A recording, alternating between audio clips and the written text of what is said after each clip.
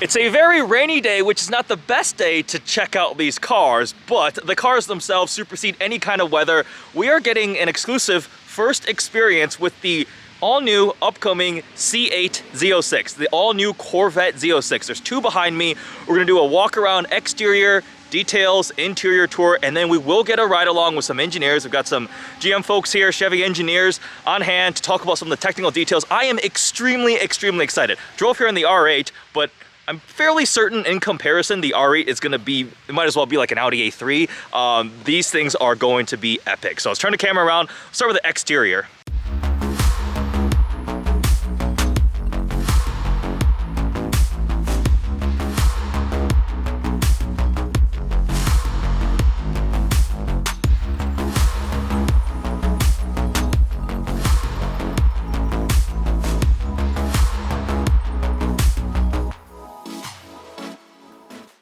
On the left right here with the giant wing, both these cars are obviously camouflaged. I'm not releasing it till, well, this video is probably coming out the day that the embargo lifts and the car gets released. This is the Z06 with the Z07 package, and there is the regular Z06, both camouflage. You can tell the aero differences. So both of these are widened bodies compared to the regular C8, correct? Yep. How about Alex and Aaron, come over here and just walk with me as we check out these two cars and tell me all about it. What do you guys do on the Corvette team? So I'm Alex McDonald, Vehicle Performance Manager. Aaron Link, Lead Development Engineer. And both these guys are proper car enthusiasts in their own rights. They've got awesome cars too. But we'll be checking out the Z06s together. Okay, so you ask about wheel size, that's a little more boring than tire size. That is 345. 345s? Yeah. Yeah. What are they up front? 275s in the front. Cup 2s. Cup 2. Cup 2R. Cup 2Rs. Yeah. Oh my gosh. Okay, but what everybody probably wants to know the most about is what is under the hood back here. Obviously mid-engine. Can we check it out? Let's grab the hood on this one. On that one? All right. Because the regular C8 has a LT2, which is a 6.2 liter naturally aspirated V8. This one, look at that rain. Yeah, it's very wet out today. So, okay. What's under here? So this is a 5.5 liter flat plane crank, dual overhead cam. It is going to be the most powerful naturally aspirated V8 in production. Okay. The next in line is a 2013 Mercedes. Okay. 622 horsepower. And I think we're saying we're going to be significant double digits more than that. So I'm pretty good at math. So what I'm being told is the highest horsepower output for a naturally aspirated V8. Prior to that, they're quoting what I think is the SLS Black Series, which we spent a lot of time with, and that car is phenomenal. Like I said, one of my favorite cars for the money, like anything out there. Obviously, they're 400 grand. This is not 400 grand. It will make more power. Okay, so let's call it 650 plus horsepower naturally aspirated, unlike the C7 Z06, which was obviously supercharged LT4, making 650. That's going to be insane with the mid-engine layout. That is going to be properly insane. And I think we get to hear it too, right? For sure. Let's start it up.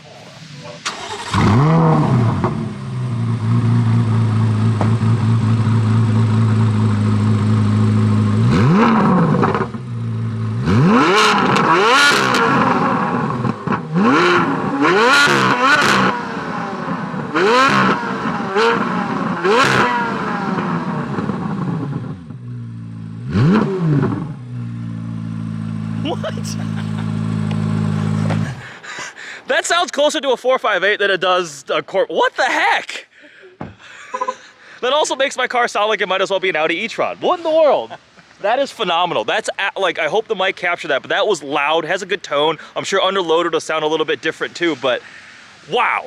Flat plane crank is amazing because you can rev it out a lot quicker and they often rev higher. One of my big complaints with the C8, the regular C8, is redline was like 6,500. This, 8,600 RPM redline. So it's higher than the R8, which is 8,500, higher than my Shelby, which is 8,250. Not quite 9,000 RPM of like a Porsche GT3 or a Ferrari 458, but this is also bigger displacement and a lot more power.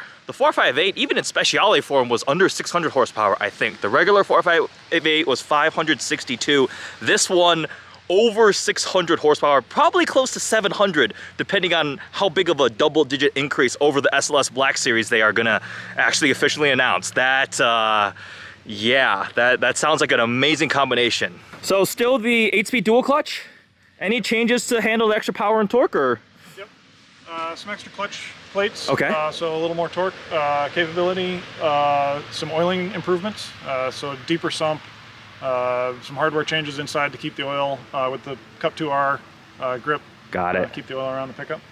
Exhaust is worth talking about. Yes, absolutely. We've got center exit. Yeah, different place than the LT2. Yes. That was not where this started originally. Just pre-pandemic, we decided the car needed more in the exhaust department. Yep. More in the cabin in particular, but more everywhere. Okay. And so then we went home for shutdown, and a ton of this work was done in simulation to move this exhaust to the center. And it brings a whole new character to the car. Wow. The general inside and outside. So I know just in terms of normal placement, you've got enthusiasts that are going to be really happy, because I know there's some people really surprisingly upset about not having center exhaust. There are many enthusiasts are upset. Well, that is cool. What other things about styling and body? So it is wider. Yep. Front and rear wider, just everything. Okay, and we can see these got these gigantic, just gaping intakes on the side. It's probably the easiest way to tell, even though this thing is covered in camo. Still removable targa roof, or is it fixed? Still removable?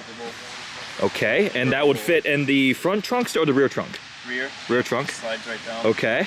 The convertible is also available with this car. Yes. Every option available on the coupe is also on the convertible. Okay, so you can still do a Z06 convertible.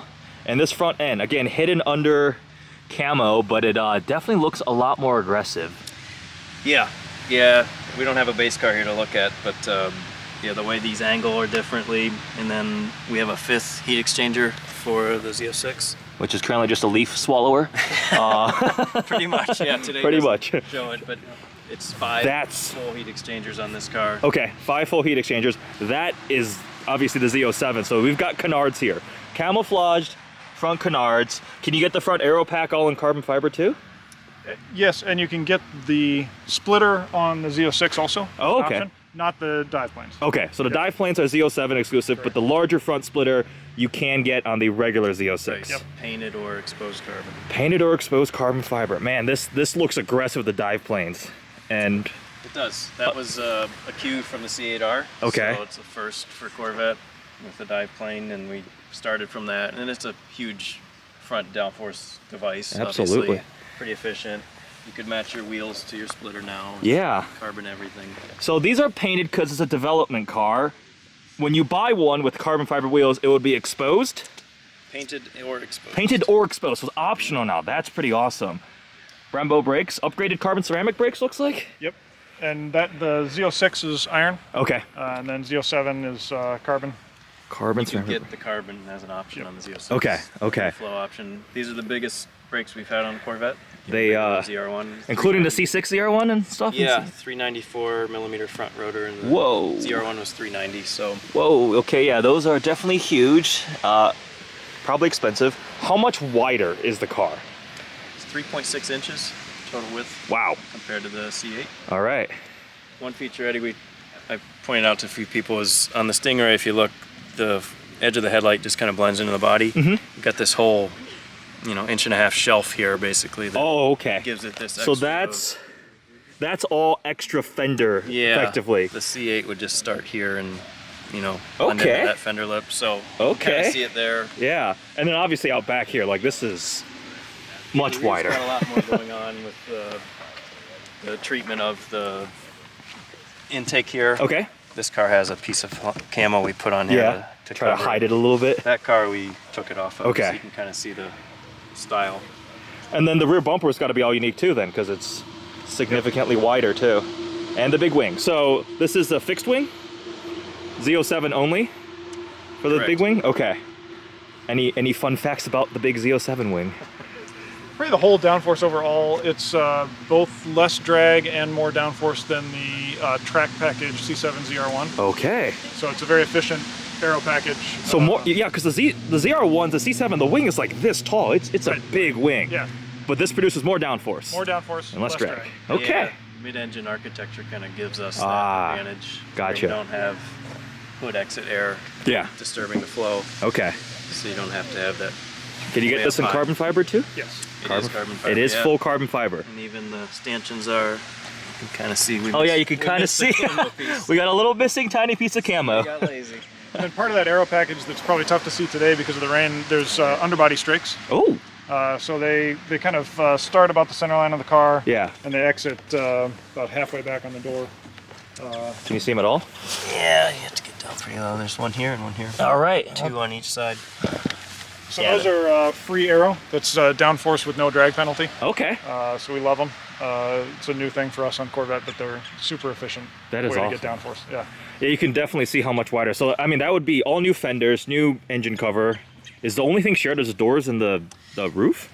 Doors are the same. The hatch is the same. Oh, the hatch is still the same. The width all comes from. Oh, I see. It's got the here. fenders. That makes sense. Okay, so the hatch is still the same, and it does have soft close now, which is. I think I started out with the C7. 1 year of C7. Yeah. I do remember trying to close the first C7 I got, and it just didn't close. I was like, it went poof. I was like, what? That's a nice, fun little feature. Man, these look epic. So there is a regular Gen 2 R8. This, even though it's camouflage, looks so much more aggressive. Obviously, you can get the V10 Plus on the R8s, but this huge wing, the widened fenders, the front aero, I mean, it's got canards, carbon fiber wheels. I said when I had the C8 that once the Z06 comes out, it'll make it very hard to objectively justify having an R8 or a Turbo S or a GT3 because it's going to be like more extreme in every way. And I think we're about to find out today that that statement is in fact true. There's a carbon option, so exposed interior carbon on this giant, the Great Wall of Corvette. Oh, and across the entire center console. Yep. So the buttons are still there, and on the bezel, the flying buttresses there on both sides. That's nice. So this car has the new adrenaline red interior, so okay, every part you could think of is red. We've got the roof panel in red, sun visors, the waterfall trim. That is a lot of red. That is carbon fiber seats. So these are the same GT. So you got the regular seats, the GT1 and GT2. Are those the same seat? Okay. Yeah, this car has GT2, and the other car has the comp seats. Oh yeah, the comp seats at the very top tier. But all that exposed carbon in the middle, that's definitely nice. So that's already a step up from my R8, which has no interior carbon. We have the square steering wheel still. Carbon fiber around the entire digital cluster. Neither car has this today, but the carbon wheel will be part of the carbon fiber steering wheel insert. So the top part and the bottom part. All right. Carbon fiber exposed. People got really upset about the square steering wheel, but it really helps your visibility above the wheel too, and I don't mind it at all. Metal paddle shifters too that are still fixed to the wheel. There's a carbon option as well for those. Carbon fiber paddle shifters too. Beautiful. So you can have a lot of red and a lot of carbon fiber in your Z06. Very driver oriented still. You've got the screens kind of all pointed this way. The big wall of buttons, your heated and cooled seats, your climate control thing. So the passenger still doesn't really have that much to do there, but it is all about the driver. The push buttons for your transmission selector, your rotary mode selector, covered in nice red leather here, and all this carbon fiber, including the cover. And then back there, a 5.5 liter flat plane crank V8. I can't even say how excited I am about that. That is phenomenal. Upgraded Bose sound system still available. And that's the interior of the new Z06. Hope you guys enjoyed this walk around, exterior, interior, talk about some of the details. We are going to hop in the cars now and go for a ride. We've got a little bit of a drive route. Obviously it's pouring rain out, and Cup 2Rs they're worse than Cup 2s in the rain, and Cup 2s already don't really work well in the rain. So I am excited. We'll get in the car, we'll talk about some more things on development, testing with Alex and Aaron, the engineers. Once the car is fully out and launched, I definitely look forward to driving one and doing more comparisons compared to my R8, 458s, GT3s. But the ingredients that I've been told already are so awesome. And the most difficult thing is gonna be not sharing them with anybody for the next 2 weeks, because this is gonna be one of the most exciting cars that's gonna come out in the next year. Really excited for this. Thanks again to Chevy for the opportunity to check out the new Z06s, and thank you for making them and just making sure automotive enthusiasts have an epic American sports car to drive and own. Hope you guys enjoyed this video. Thanks for watching.